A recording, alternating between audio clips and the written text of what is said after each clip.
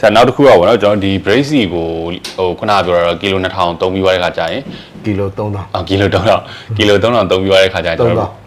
ကီလို3000သုံးပြီးသွားတဲ့ခါကျရင်ကျွန်တော် brace လဲတင်တယ်ပေါ့နော်အဲ့လိုဟိုကီလိုဘယ်တော့သုံးထားလဲဆိုတာမသိဘဲနဲ့ရောတခြားဘယ်လိုအချက်တွေနဲ့ brace လဲတင်ပြီဆိုတော့သိနိုင်ပြီလဲဆရာbrace ကိုတော့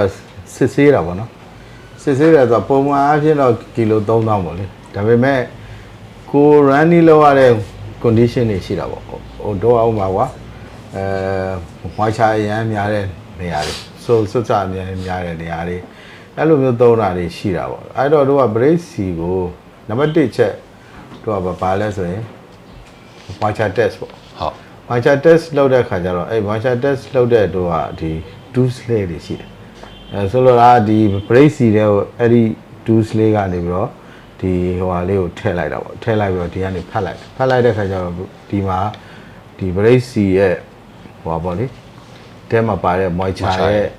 ရာခိုင်နှုန်းကိုပြတယ်ဟုတ်ကဲ့ဆရာဆိုတော့ moisture ရဲ့ရာခိုင်နှုန်းကိုပြတော့အဲ့ဒီကနေပြီးတော့ဒါလဲသိနေမလဲသိဘူးလေကြည့်လို့ရ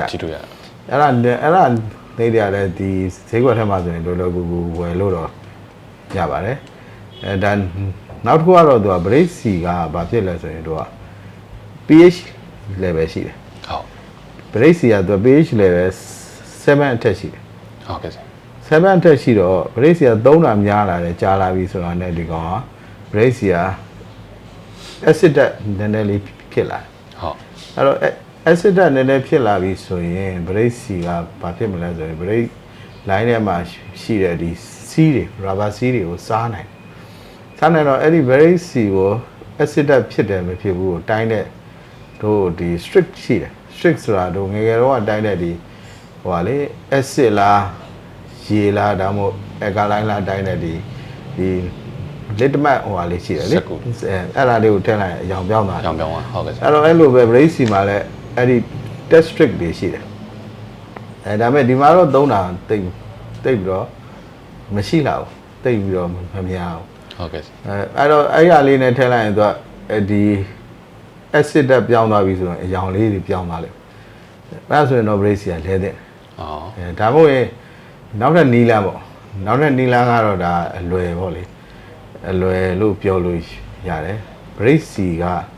တော့ acid ဓာတ်ပြောင်းသွားပြီဆိုရင်တော့ဥပမာ battery ပေါ့ battery ဆိုတာပဲ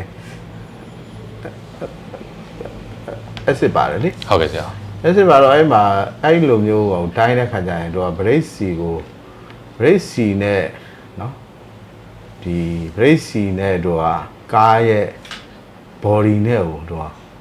ဒီဘိုးရိတ်တိုင်းတာဒါကတော့ဟိုဒီတိတိကျကျကြီးမဟုတ်ဘူးဒါပေမဲ့ဒါကို reference အနေနဲ့ပြောတာပေါ့ဟုတ်တော့မီတာလေးကိုယူလိုက်တယ်မီတာလေးကိုယူတော့ brace ထဲမှာဒီအပေါင်း